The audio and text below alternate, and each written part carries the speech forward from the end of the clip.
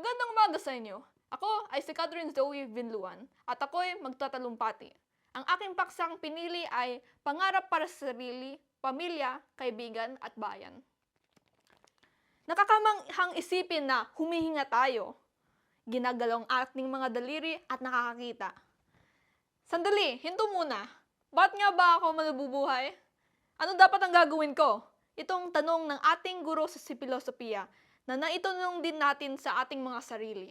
Existentialism ay pilosopiyang pananaw na nagsasaliksik ng kahulugan, dahilan, at halaga ng buhay ng sangkatauhan. Balikan natin ang pinanggalingan natin. Kada isa sa inyo ay bukod tanging individual. Ang DNA na bumubuo sa iyo ay hindi nangyari sa milyon na evolution ng nakaraan at magpakailanmang hindi mangyayari muli sa hinaharap. Isa kang bukod tanging tao. Ito ay kung sino ka. Ang iyong karanasan simula pagkabata hanggang paglaki ay kakaiba sa mundo. Walang tao sa nakaraan o hinaharap na magkakaroon ng parehong karanasan. Ikaw ay isang pambihirang individual. Nung isinilang ka, ikaw ay isang parang buto na lalago at magiging halaman. Ang nais mo ay madiskubre ang tungkulin mo sa buhay. Maaari kang magkaroon ng tagumpay, kapangyarihan, at pera. Kung hindi man, ay makukuha mo ang kabaliktaran nito. Magkakaroon ka ng buhay na may paghihirap at kalungkutan. Kapag narinig mo ang pangarap, ang unang naiisip ay ang pinansyal. Dahil sa ating lipunan, ito ang pinapahalagaan, ito ang hinahabol ng lahat. Ito ang binibigyan pansin. Maaring ang iyong pangarap ay simple makakain lamang, maging isang mabuting nanay, o mamuhay bilang isang mabuting tao. Pero maraming pangarap sa buhay ay nangangailangan ng pera. Pera para maisakatuparan sila, katulad ng paglibot sa mundo at pagkakaroon ng bahay. At pagkakaroon ng bahay.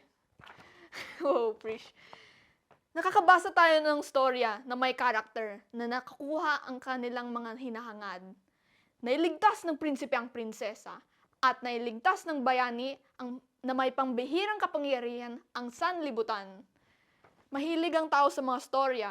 Dahil sa storya, nailalagay natin ang ating mga paa sa loob ng sapatos ng mga bida. Ang pangarap ay magbibigay ng dahilan sa buhay. Ang dahilan kung bakit ka nabubuhay. Nasa iyo ang sagot kung ano ang importante sa iyo. Ang iyong mga pananaw ay nakakaapekto sa action mo. Yan ang bumubuo sa pagkatao mo. At kapag naging matagumpay ka sa pagkamit ng iyong pangarap, ay naitutupad mo ang iyong layunin sa buhay. Kaya, magiging masaya ka sa iyong buhay.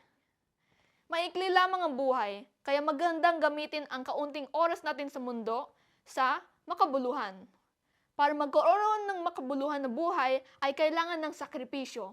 At dahil sa sakripisyo, ay may papakita mo ang pagmamahal sa sarili, sa pamilya, kaibigan, at bayan. Sila ang dahilan kaya ako bumabangon, sila ang aking inspirasyon, sila ang gasolina ng aking aksyon. At ang aking mga ginagawa ay para sa kanila. Ito ang sagot ni Elon Musk nang tanungin siya kung ano ang kanyang payo sa mga bata. Try to be useful. Do things that are useful to your fellow human beings. To the world, it is hard to be useful. If you're living a useful life, it is a life worth having lived. Mamamatay tayo at aalis sa mundo. Kaya kahit anong tagumpay na nakuha ay hindi importante sa pangmatagalan. 72 years old ang average lifespan ng mga Pilipino. Babalik rin tayo sa kamay ng Panginoon. Kaya dapat siya ang uunahin sa lahat. Isa dapat sa ating pangarap ay mahangad na maging tapat na paglilingkod sa Kanya. Dapat yan ang uunahin mo bago ka mangarap. Kasi kung mangarap ka na hindi kasama ang Diyos, sino tutupad ang sa pangarap mo? Halimbawa, matalino ka nga at nangangarap maging inenhero, ngunit wala ang Diyos sa iyong buhay. posible kang magkasakit. Magiging ininhero ka ba kahit lumpo ka na? Mahirap yan. Mas mabuti manalig muna sa Diyos bago ka mangarap para may kasama kang Diyos na tutupad sa iyong pangarap. Kaya, sabi sa Biblia, Matthew 6:33, "Seek ye first the kingdom of God and His righteousness, and all these things shall be added unto you." Kaya, ang Diyos muna bago man ang anumang bagay. Ang pangalan ko ay Catherine Zoe Vinluan at nangangahulugan itong pure life o tunay na buhay. Catherine ay pure, Zoe ay life. Naniniwala ang papa ko na ang kahulugan sa pangalan ay nakakaapekto sa bata. Sinasabi niya na ang tunay na buhay ay nasa itaas. Siguro, isa ito sa dahilan kaya napili ko ang paksang ito. Dahil ito ang palagi kong iniisip. Ang paninaniwalaan kong paksa ay ang paghahanap ng layunin sa buhay.